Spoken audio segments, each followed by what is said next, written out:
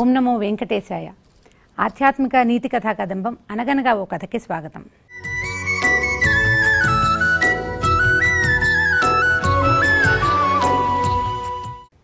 చాలా పెద్ద పెద్ద విషయాల్ని ఈముడ్చుకుని ఉండే ఇతిహాస పురాణాలని చిన్న చిన్న కథల రూపంలో పిల్లలకి అందిస్తే అవి వాళ్ళు భవిష్యత్తులో నైతికమైన ధార్మికమైన ప్రవర్తన కలిగి ఉండేందుకు సహాయం చేస్తాయని భావిస్తాం. అందులో భాగంగా ఈరోజు కొన్ని కొత్త కథలతోటి కలుసుకుంటున్నాం పిల్లల్ని. అందరు రెడీగా ఉన్నారా?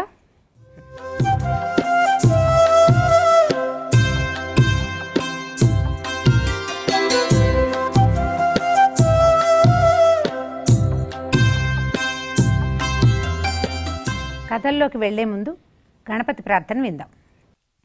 మూషిక వాహన మోదక హస్త చామర కర్ణ విలంబిత సూత్ర వామన రూప మహేశ్వర పుత్ర విఘ్న వినాయక పాద నమస్తే. గణపతి ప్రార్థన తర్వాత మన దగ్గర ఒక చిన్న ఆరవ ఉన్నాడు.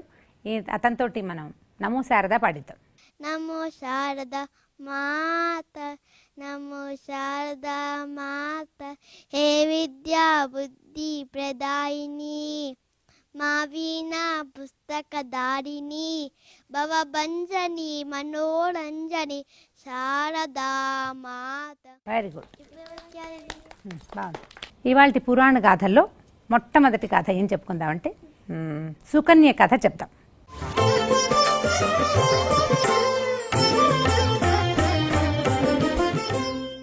ఇక్ష్వాకు వంశానికి చెందిన ఒక రాజుగారు ఉండేవారు. ఆయన పేరు శర్యాతి. ఆయనకి ఒక కూతురు ఉండేది. ఆ పాప పేరు సుకన్య. ఆ అమ్మాయికి ఒక 13-14 సంవత్సరాల వయసు వచ్చినాక వీళ్ళు ఏం చేశారంటే ఒకసారి కార్తీక వనభోజనంలాగా వెళ్ళారు. మనం వనభోజనాలకు వెళ్తాం కదా, అట్లా ఒక పెద్ద అడవి. వీళ్ళు ఎప్పుడు వెళ్ళేదే, అక్కడ చాలా జంతువులు అవి ఇవి ఉన్నాయి, అక్కడికి వెళ్ళాలని భావించారు. సరే అంతా వెళ్ళారు. వెళ్ళాక ఏమైంది, అమ్మ నాన్న పెద్దవాళ్ళు అంతా ఒక చోట ఉంటే పిల్లలు, ఆ అమ్మాయి తన స్నేహితురాళ్ళు కొంతమంది కలిసి చెలికత్తెలు ఒక 1/2 మంది అంతా కలిసి ఓ పక్కకి అట్లా తిరగడానికి వెళ్ళారు. మామూలుగా మనం అట్లా చేస్తాం కదా, పెద్దవాళ్ళంతా ఓ దగ్గర ఉంటే పిల్లలు ఆడుకోవడానికి వెళ్తూ ఉంటారు. ఈ ఆడుకునేటప్పుడు జాగ్రత్తగా ఉండాలి. ఏదైనా నీళ్లు ఉంటే దిగేయకూడదు, ఏదైనా ప్రమాదకరమైన వస్తువు ఉంటే ముట్టుకోకూడదు, తెలివి తక్కువగా ప్రవర్తించకూడదు. ఈ అమ్మాయి అట్లా ఇట్లా తిరుగుతూ చూస్తే ఒక పెద్ద పుట్ట కనపడితే ఆ అమ్మాయి అడిగింది, పుట్టలో పాములు ఉన్నాయేమో అంటే. పాములు గీములు ఇంతమంది మనుషులు తిరుగుతుంటే పాములు ఎందుకు ఉంటాయి, ఎవ్వరు లేని చోట పాము ఉంటుంది అని చెప్పి ఆ అమ్మాయికి ఆ పుట్ట ఇట్లా ఇట్లా కోపులుగా ఇలా ఎత్తుగా ఉంది, దాని మీదే ఆసక్తిగా ఉంది. అటు ఇటు తిరుగుతుంటే ఆ అమ్మాయికి ఏం కనిపించింది, ఆ పుట్టలో నుంచి ఏమిటో 2 పురుగులు మెరుస్తున్నాయి.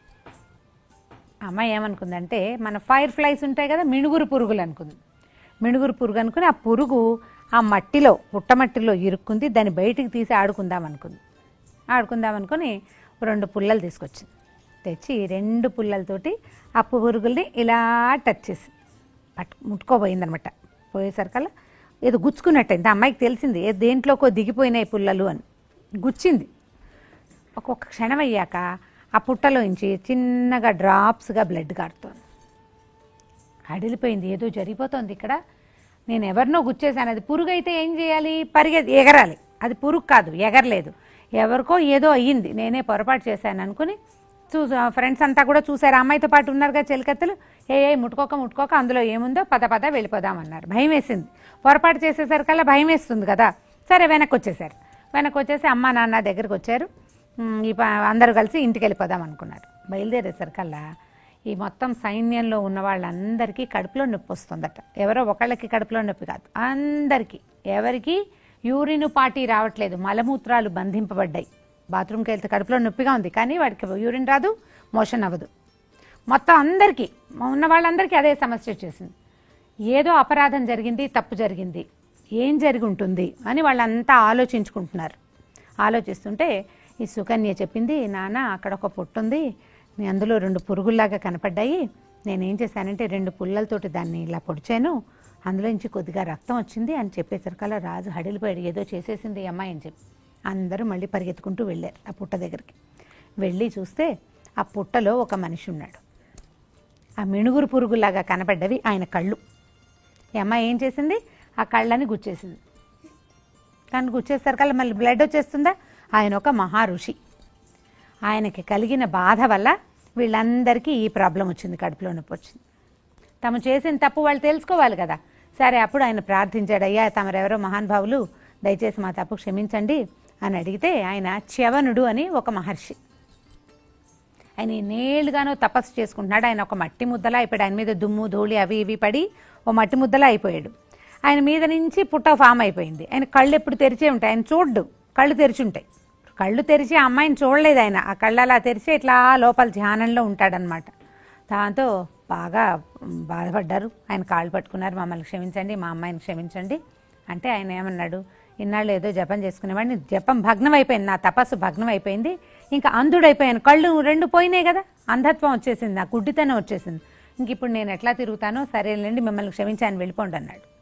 అయితే రాజుగారు ఏమనుకున్నాడంటే, ఈయన కళ్ళు లేవు, ఎవరైనా ఆయన పక్క నుండి ఆయన్ని చేయిపుచ్చుకుని తీసుకెళ్ళాలి అన్ని చోట్లకి కదా, ఇప్పుడు ఏం చేయాలి? అందుకని ఏమన్నాడు ఆయన, మా అమ్మాయి, ఏ అమ్మాయి అయితే మీ కళ్ళని పొడిచేసిందో ఆ అమ్మాయిని మీకు ఇచ్చి పెళ్లి చేస్తాను, ఆ అమ్మాయి మీకు తోడుగా ఉంటుంది అని చెప్పి ఆ 14-15 ఏళ్ల అమ్మాయిని ఇచ్చి ఈ ఇంత వృద్ధుడు కళ్ళు లేని ముసలాయన అయినటువంటి చ్యవన మహర్షికి ఇచ్చి వివాహం చేసేసారు. చేసేస్తే ఆ అమ్మాయి అడవిలోనే ఉండిపోయింది. ఇంకా రాజకుమార్తెలాగా లేదు, ఋషి భార్యగా అదే అడవిలో ఆయనతో పాటు ఉండిపోయింది. రోజు ఆయన్ని స్నానానికి తీసుకెళ్లేది, ఆయన సంధ్యావందనం చేసుకుంటే కావాల్సినవి ఏర్పాటు చేసి పెట్టేది, వంట చేసి పెట్టేది. ఇంకా ఆయనకు తోడుగా ఆ అమ్మాయి అక్కడ ఉండిపోయింది. ఉండిపోతే రోజు ఇలాగే ప్రతిరోజు అమ్మాయి నదికి తీసుకెళ్ళటము, మళ్ళీ తీసుకురావటము, ఆయనకి చెట్లు పళ్ళు అవి కోసుకుంటూ వచ్చి తెచ్చిపెట్టడము, ఆయన హోమం చేసేవారు, అగ్నిహోత్రం, దానికి కావాల్సిన సామాన్లు చేయటం, వాటన్నిటి కోసం ఆ అమ్మాయి అడవిలోకి తిరుగుతూ ఉండేది.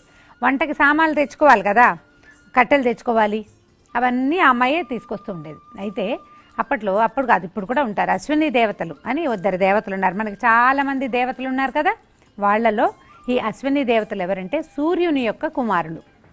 సూర్యుడు మనకు ఆకాశంలో సూర్యుడు కనిపిస్తాడా, ఆయన యొక్క కుమారుడు. వీళ్ళిద్దరు ఏంటంటే దేవ వైద్యులు, దేవతలలో డాక్టర్లు అన్నమాట. వాళ్ళంత అత్యద్భుత వైద్యులు ఇంకెవ్వరు లేరు. వాళ్ళు చాలా గొప్ప వైద్యులు, దేవ వైద్యులు అవటం వల్ల వాళ్ళ వల్ల కానిదే లేదు. ఎలాంటి జబ్బునైనా నయం చేసేయగలరు, వాళ్ళు ఆపరేషన్లు చేసేయగలరు, కాలు లేనివాడికి కాలు పెట్టేయగలరు, తల లేకపోతే తల కూడా పెట్టగలరు, అంత గొప్పవాళ్ళు అన్నమాట. వాళ్ళిద్దరూ చాలా అందంగా ఉంటారు. దేవతల్లో అత్యంత అందమైన వాళ్ళు ఈ అశ్విని దేవతలు. వాళ్ళిద్దరూ ఇలా నడిచి పైన ఆకాశంలో అట్లా వస్తూ ఈ అమ్మాయిని చూశారు. ఎవరు ఈ అమ్మాయి అని చూస్తే ఒక ముసలాయన ఆయనకి సేవ చేస్తూ ఈ అమ్మాయి కనపడింది. అప్పుడు ఆ ముసలాయన ఎవరు అని తెలుసుకున్నారు. ఆయన చ్యవన మహర్షి అని, ఆయన చాలా గొప్ప తపస్వి, ఆయన గొప్పగా యజ్ఞం చేస్తాడని తెలుసుకుని ఈ అశ్విని దేవతలు ఏం చేశారంటే ఆ అమ్మాయికి కనపడ్డారు. ఈ అమ్మాయి ఇంత చక్కగా ఉన్నావు, అందంగా ఉన్నావు, మమ్మల్ని పెళ్లి చేసుకో, ఈ ముసలాయనతో ఏముంటావు నువ్వు అని అడిగారు. అడిగితే ఆ అమ్మాయి ఒప్పుకోలే, నేను మీతోటి ఇంకోటితోటి ఉండటానికి నేను పెళ్లి చేసుకోలేదు, నేను నా వల్ల ఆయనకి కళ్ళు పోయినాయి, నా తండ్రి ఈయన నీ భర్త అని చెప్పాడు, నేను ఆయనతోటే ఉంటాను, మీరు ఎంత అందంగా ఉన్నా నాకు అవసరం లేదని చెప్తుంది. చెప్పేసరికి వాళ్ళు ఏమన్నారు, నువ్వు భలే చక్కగా మాట్లాడుతున్నావమ్మా, అయితే ఓ పని చేద్దాం, నీ భర్త ఉన్నారు కదా, ఆయన ముసలాయన కళ్ళు లేవు, ఆయన్ని చక్కగా యువకుడుగా యంగ్గా చేసేస్తాం, కళ్ళు వచ్చేలాగా చేస్తాం, సరేనా అనేసరికి సరేనంతే. సరేనని అమ్మాయి ఏం చేసింది, మళ్ళీ ఆశ్రమానికి వెళ్ళింది, మంచినీళ్ళు బిందె మోసుకుంటూ ఆశ్రమానికి వెళ్ళి ఆయనకి చెప్పింది, మహర్షికి, చ్యవన మహర్షికి, అశ్విని దేవతలట 2 కనపడ్డారు, వాళ్ళేమో మీకు ఆరోగ్యం చేకూరేలాగా చేస్తామన్నారు, మీ కళ్ళు పోయినాయి కదా, కళ్ళు వచ్చేలాగా చేస్తామన్నారు అని అడిగేసరికల్లా ఆయన ఒప్పుకున్నాడు, సరేనన్నాడు. సరేనని ఆమెతో పాటు వచ్చాడనమాట. వచ్చేసరికల్లా అక్కడ ఒక పెద్ద చెరువు లాంటిది ఉంది. ఈ అశ్విని దేవతలు ఏం చేశారు, ఆ చ్యవన మహర్షిని 2 చేతులతో పట్టుకున్నారు, అటొకళ్ళు ఇటొకళ్ళు పట్టుకుని ఆయన మధ్యలో పెట్టారు, చెరో చేయి పుచ్చుకున్నారనమాట. నడిపించుకుంటూ నీళ్ళలోకి తీసుకెళ్లారు. నీటిలోంచి పైకి వచ్చేసరికల్లా 3 ఒకేలా ఉన్న అబ్బాయిలు వచ్చారు బయటికి. అశ్విని దేవతలాగా అయిపోయాడు చ్యవన మహర్షి. 3 ఒకేలా ఉన్నారు, ఒకే ముఖాలు. అశ్విని దేవతలు ట్విన్స్, వాళ్ళు సేమ్, అంటే ఒకలాగానే కనిపిస్తారు కదా ట్విన్స్, వాళ్ళ కవల పిల్లలు ఒకలా కనిపిస్తారు, వాళ్ళలాగానే కనపడుతున్నాడు చ్యవన మహర్షి. 3 ఒకే మొహం, ఒకే సైజు, ఒకే రంగు. దాంతో 3 అబ్బాయిలు కనిపించారు. అప్పుడు వాళ్ళు నవ్వుతూ చెప్పారు, ఇందులో నీ భర్త ఎవరో తెలుసుకో నువ్వు. అది కష్టం కదా, ఒకేలా ఉంటే ఎలా తెలుస్తుంది? వాళ్ళిద్దరు వేరు, ముందున్న ముసలాయన వేరు, ఆయనకి కళ్ళు కూడా లేవు కదా, ఇప్పుడు గుర్తుపట్టలేకపోతుంది. ఏమన్నారంటే, నువ్వు ఇంతకుముందు మేము వివాహం చేసుకుంటాం, మమ్మల్ని పెళ్లి చేసుకోమంటే నేను పతివ్రతనని చెప్పావు కదా, నీ పాతివ్రత్యం ఏంటో ఇప్పుడు నిరూపించుకో నువ్వు. ఈ ముగ్గురులో నీ భర్త ఎవరో తీసుకో అంటే అప్పుడు ఆ అమ్మాయి ఏం చేసిందంటే, ఆ పెళ్ళైనప్పుడు ఆమెకు ఒక గౌరీదేవిని ఇచ్చారు వాళ్ళ అమ్మ వాళ్ళు, ఒక చిన్న ఇంత నా విగ్రహాన్ని. ఆమె రోజు పూజ చేసుకునేది. ఆ గౌరిని ప్రార్థించింది, నా భర్తని ఎట్లా తెలుసుకోవాలో నాకు తెలియచెయ్యి, లేకపోతే నేను అవమానపడతాను, నాకు వచ్చిన ఆ అవమానం నాది కాదు నీది, ఎందుకంటే నేను రోజు నీకు పూజ చేస్తాను కాబట్టి అనేసరికల్లా ఆ అమ్మకి స్ట్రైక్ అయిందనమాట. కళ్ళు అర్పుతున్న వాడెవడో చూడు అని. ముగ్గురు నుంచున్నారు అట్లానే, ఎంతసేపు ఇట్లాగే చూస్తారు? కళ్ళు ఆర్పుతాం కదా, కళ్ళు ఆర్పేవాడు మనిషి, కళ్ళు ఆర్పని వాళ్ళు దేవతలు. దేవతల్ని అనిమిషులు అంటారు, అంటే నిమేషము కంటి రెప్పపాటు ఉండదు దేవతలకి, వాళ్ళు అట్లానే చూస్తుంటారు మనని. రెప్పలు వాల్చరు, పడదు, రెప్ప పడదు, చెమట పోయదు. తర్వాత ఇంకోటి, వాళ్ళ నీడ కింద పడదు. వాళ్ళు సూర్యుడికి ఎదురుగుండా నుంచున్నా వాళ్ళకి నీడలు ఉండవు. మనకు పడుతుంది కదా, నీడ పడుతుంది కదా, మనం ఎండబడేసరికి మన నీడ వస్తుంది. అప్పుడు ఆ అమ్మాయి ఆ దేవుని వెలుగులో, అంటే సూర్యదేవుడి వెలుగులో నీడలు లేకుండా కళ్ళరెప్పపాటు ఉన్న తన భర్తని గుర్తుపట్టింది. ఈయనే నా భర్త, మీరిద్దరు అశ్విని దేవతలు అని చెప్పంగానే అప్పుడు వాళ్ళు చాలా మెచ్చుకున్నారు. అమ్మాయి చాలా పాతివ్రత్యం ఉంది, చాలా గొప్ప సంగతి అని చెప్పి మెచ్చుకుని చ్యవన మహర్షిని ఇంటికి పంపించారు. అయితే చ్యవనుడు అడిగాడు, అయ్యా మీరు ఇంత సహాయం చేశారు నాకు, మీకేం కావాలి, మీకు నేనేం చేయగలను అంటే అప్పుడు వాళ్ళు ఏం చెప్పారంటే, అంతకుముందు దేవతలందరికీ ఏంటంటే మనం రోజు హోమాలు చేస్తారు కదా, ఇప్పుడు చేయట్లేదు, ఇదివరకు ఎప్పుడు హోమాలు జరుగుతుండేవి ఋషులంతా. ఈ హోమం చేసినప్పుడు హోమంలో వేసినటువంటి హవ్యాన్ని, అంటే ఒక నెయ్యి వేస్తారు, అది ఒక ఆహారంగా తయారవుతుంది. అది దేవతలకి ఆహారం అన్నమాట. మనం కూరలు పప్పులు పాయసాలు అన్నీ తినేస్తాం, దేవతలకి ఏం పెడతాం? దేవుడి దగ్గర ప్రసాదం పెట్టి మనమే కదా తింటాము కదా.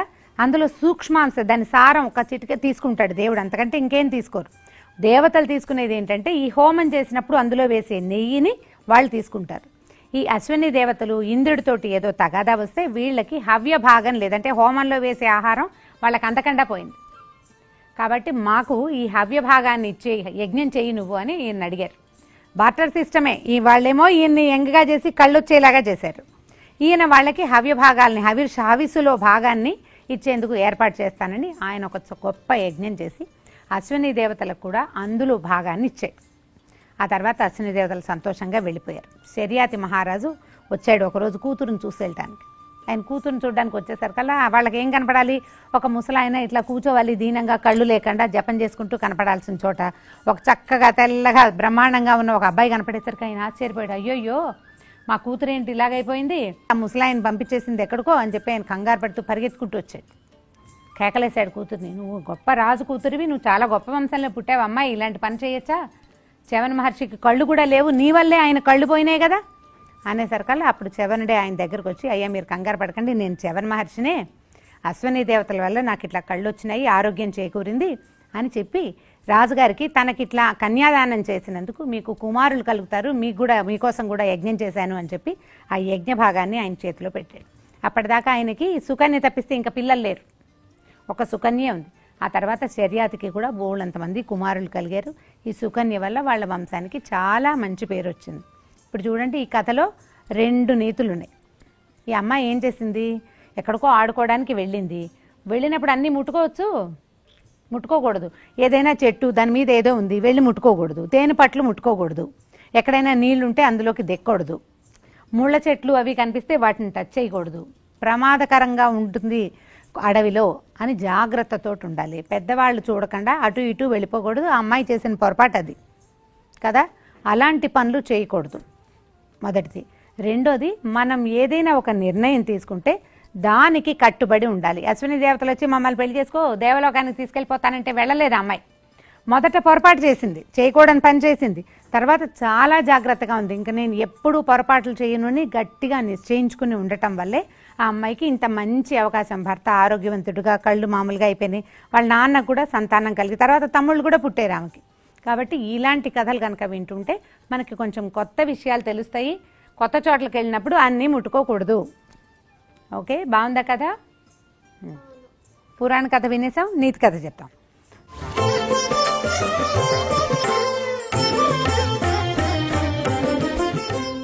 ఒక ఊళ్ళో ఒక వ్యాపారస్తుడి దగ్గర ఒక గాడిద ఉండేదట. ఆయన ఏం చేసేవాడు, ఈ ఊరు నుంచి ఆ ఊరికి కొన్ని సామాన్లు మోసుకుని తీసుకెళ్లేవాడు.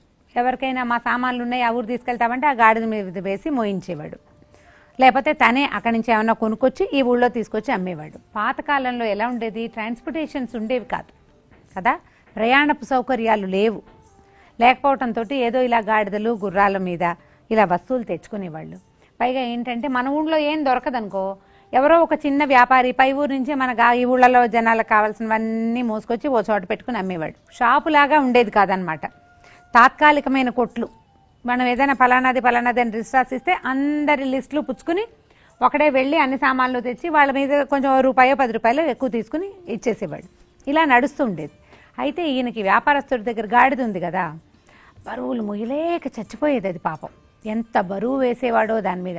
అది అట్లా ఇట్లా ఎట్లాగో దేవుడా దేవుడా అని నడిచేది కష్టపడి. ఒకసారి ఏమైందంటే ఉప్పు బస్తాలు తీసుకొచ్చాట. ఆవకాయల రోజులు, ఆవకాయ పచ్చడి పెట్టుకోవడానికి అందరికీ ఉప్పు కావాలి. ఊళ్ళో అందరూ ఆవకాయ పెట్టుకుంటారు ఎండాకాలం. ఈ ఉప్పు కోసం ఏం చేశాడంటే, అందరు చెప్పారు మాకు ఉప్పు పట్టరారని నాయన అని చెప్తే పక్క ఊరు నుంచి పెద్ద పెద్ద బస్తాలతోటి ఉప్పు వేసుకున్నాడు. నడిచి వస్తున్నారు వెనక్కి. ఆ గాడిద ఇట్లా ఎట్లాగో చచ్చి చెడి కష్టంగా నడుస్తుంటే అది ఇట్లా నోరు వదిలేస్తుంది. అంటే దాహంగా ఉందన్నమాట దానికి, ఎండాకాలం కదా ముందే చెప్పుకున్నాగా. సరే ఈయన ఏమన్నాడంటే, ఆ పక్క చెరువు ఉంది మంచినీళ్ళు తాగుదామని గాడిదని కూడా అందులోకి దింపుదామనుకున్నాడు. అయితే ఏంటంటే సామాన్లు ఉన్నాయి కదా, అంచు దగ్గర నిలబడి వంగి దాన్ని తాగమని దానికి సైగ చేసి, మామూలుగా గాడిదలకి ఏం మాట్లాడతారు భాష, గాడిదకి ఏం సెపరేట్ భాష ఉంటుందా, ఏం ఉండదు. మనం చెప్పటమే ఇలా చెయ్యి ఊపిస్తారు, లేదా ఏదో కొంచెం చిన్న హే హే హోయ్ హోయ్ అంటారు, అంతే భాష. అయితే గట్టు మీద దాన్ని నిలబెట్టి ఈయన నీటిలోకి దిగాడు. వ్యాపారస్తుడు దిగితే ఆ గాడిద పైన నిలబడింది, ట్రై చేస్తోంది తలోంచి నీళ్లు తాగడానికి. ఎండాకాలం కదా, నీళ్ళు కొంచెం తక్కువ ఉన్నాయి. కొంచెం ఇంకా వంగి ఇంకా కొంచెం వంగాల్సి వచ్చింది. వంగగా ఏమైంది, బాగా ఇట్లా వంగేసరికల్లా మనం అప్పుడప్పుడు బ్యాలెన్స్ అవుట్ అయిపోతాం కదా, ఈ గాడిద బ్యాలెన్స్ అవుట్ అయ్యి దబుత్తున నీటిలోకి పడేసరికల్లా ఏమైంది, దీని మీద ఏమున్నాయి బస్తాలు, ఉప్పు బస్తాలు కదా, ఉప్పు నీళ్ళకి కరిగిపోతుంది, నీటిలోకి పడిపోగానే ఈయన ఏం చేశాడు, అయ్యో పడిపోయిందని దాన్ని ఎట్లా లేవదీశాడు, మొత్తాన్ని బయటికి తీసుకొచ్చాడు. అయితే ఈ ఇంతంతగా ఉన్న ఉప్పు బస్తాలు కరిగి ఇంతంత అయినాయి.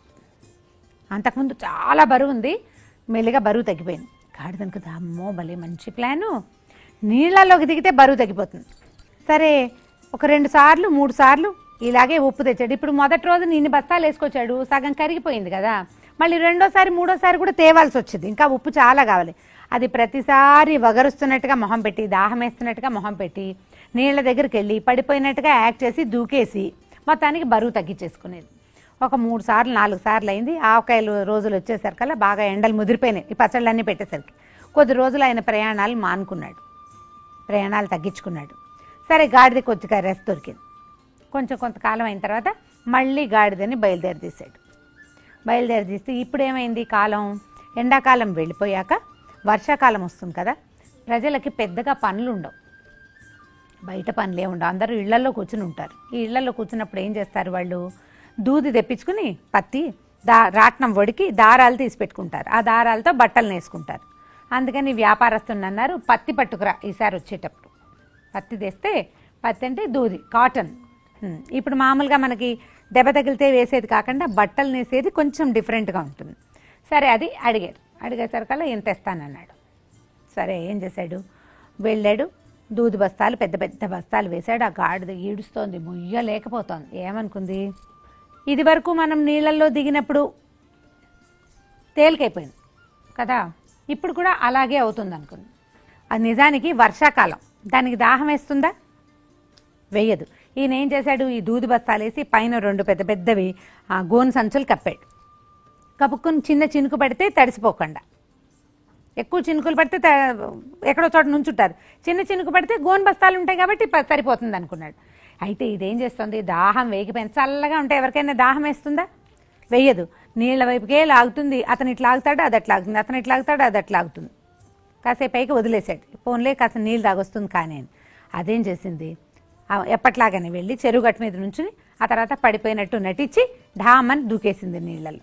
దూకేశాక దానికి తెలిసింది, మునిగినప్పుడు బాగుంది, పైకి లేచింది. లేచేసరికి అంతకుముందు బరువు ఇప్పుడు మామూలు బరువు కాదు, మహాబరువు. ఎందుకంటే పత్తి తడిస్తే బరువు ఎక్కిపోతుంది, అది తడంతా పీల్చేసుకుంటుంది కదా. ఇక ఒక్క అడుగు కూడా తీయలేకపోయింది, ఇంకా ఓండ్ర పెట్టడం మొదలుపెట్టింది. గాడిద అరుపుని ఏమంటారు?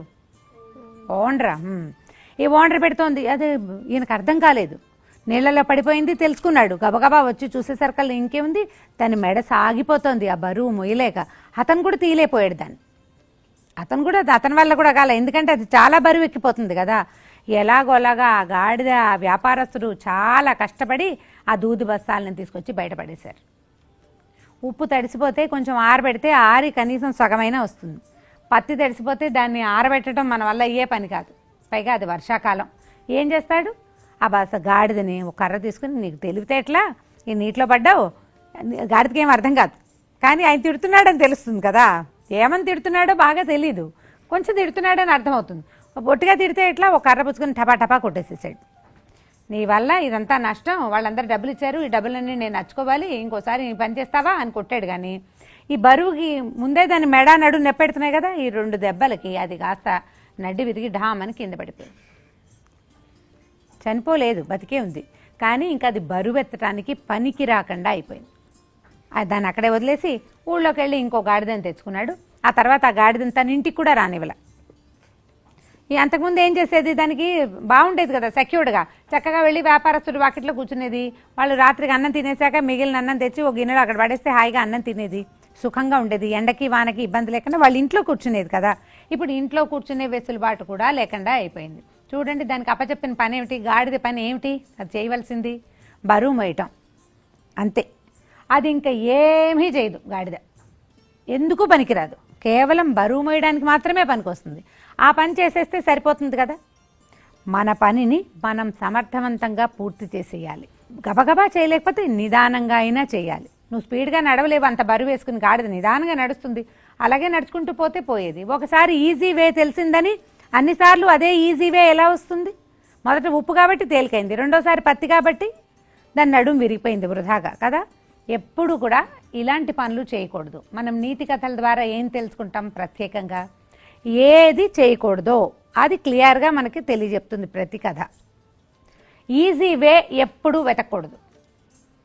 టఫెస్ట్ వే అయినప్పటికీ, చాలా కష్టమైనప్పటికీ మనం ఏది మొదలు పెట్టామో దాన్ని సజావుగా పూర్తి చేసుకోవాలి. కొంచెం నిదానంగా అయినా సరే టైం తీసుకోవచ్చు, కానీ షార్ట్ కట్స్ వెతక్కోకూడదు. షార్ట్ కట్ ఎప్పుడు కూడా ప్రతిసారి షార్ట్గా ఉండదు, ఒక్కొక్కసారి అది కట్ షార్ట్ అయిపోయే ప్రమాదం ఉంటుంది. గాడిద పని అదే అయింది కదా. కాబట్టి ఇలాంటి నీతి కథలు విన్నప్పుడు దీని ఎసెన్స్ గుర్తుపెట్టుకోవాలి. మనం ఒక హోంవర్క్ రాసేటప్పుడు, ఒకటి చదివేటప్పుడు, ఒక ఎగ్జామ్ క్రాక్ చేసేటప్పుడు ప్రతిసారి కూడా ఈజీ వే తీయకూడదు. నువ్వు ఎంత టఫ్గా ప్రిపేర్ అయితే అంత సింపుల్గా ఉంటుంది ఎగ్జామ్.